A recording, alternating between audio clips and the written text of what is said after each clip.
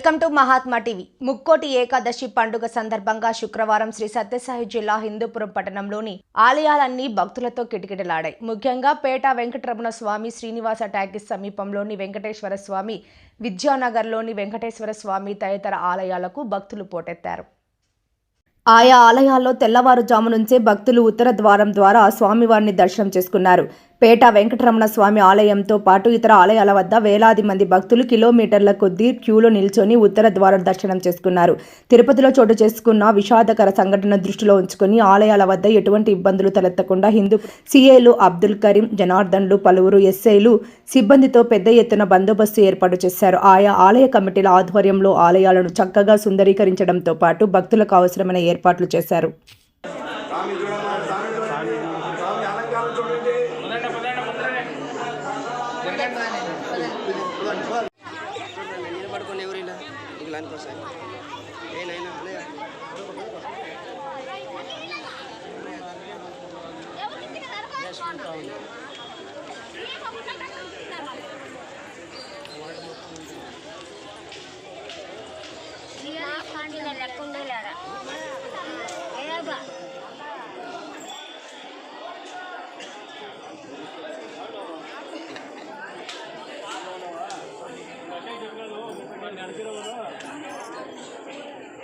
శనగకాయలు 1.5 KG, ఉద్దికాయలు 1 KG, oil 15 లీటర్లు నూనెతో పంపించు. అయితే తెచ్చుకోవచ్చా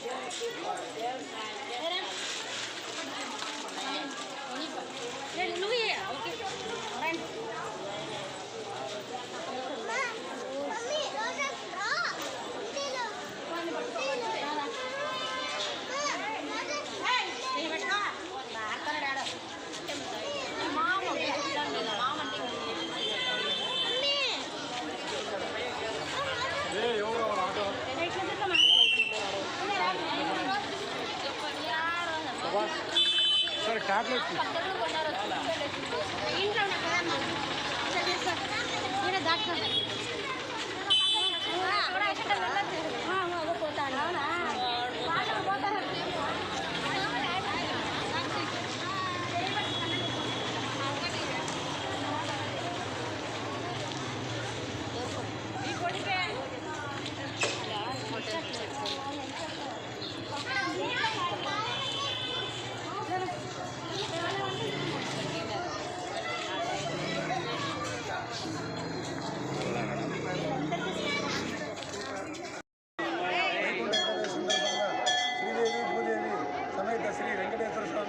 దేవాలయం శ్రీ బాలాజీ నగర్ నందు వెలిసి ఉన్న ఈ యొక్క దేవాలయంలో ఈరోజు ఉదయమే సుప్రభాత సేవ, ఆమె తర్వాత ప్రాకారోత్సవము జరిగింది.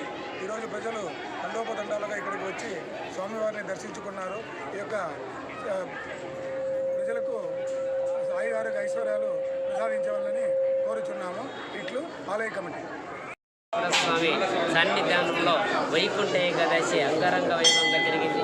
వైకుంఠ ఏకాదశి విశిష్టత ఏమనగా శ్రీమన్నారాయణుడు అన్ని లోకాలు సృష్టించేదానికి, జీవరాశులు సృష్టించేదానికి ఒక సంకల్పం చేసుకున్నప్పుడు దాని నావి నుంచి ఒక కమలం ఉద్భవించి, కమలం నుంచి బ్రహ్మను ఉద్భవించేటట్టు చేస్తాడు. ఆ బ్రహ్మకి ఒక పని అప్పచెప్తాడు. ఏమంటే మనం వేదాలు అనేవి సమస్త లోకాలకి కూడా, అందరికీ కూడా చెప్పేదానికి ఒక జవాబుదారి అనేది ఆ బ్రహ్మకి అప్పచెప్తాడు.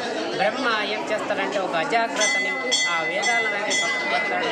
దానికి విష్ణు చెవుల్లో నుంచి అసలు అనే రాక్షసులు ఇద్దరు పుట్టేసి ఆ వేదాలని అపహరించుకొని పోతారనమాట. అపహరించుకొని పోయినప్పుడు బ్రహ్మకి కొంచెం దుఃఖమవుతుంది. అప్పుడు పోయేసి ఆ బాధతో విష్ణుమూర్తికి అడుగుతాడు, ఇక్కడ వేదాలు ఇచ్చిండేవన్నీ అపహరించుకొని పోయిన స్వామి అని అడిగినప్పుడు, సరే నేను ఎదుర్కొని వస్తాను అని చెప్పేసి ఆయన అసురుల దగ్గరికి పోతాడు. అసురులు నీళ్ళు కింద దాక్కొని ఉంటారన్నమాట.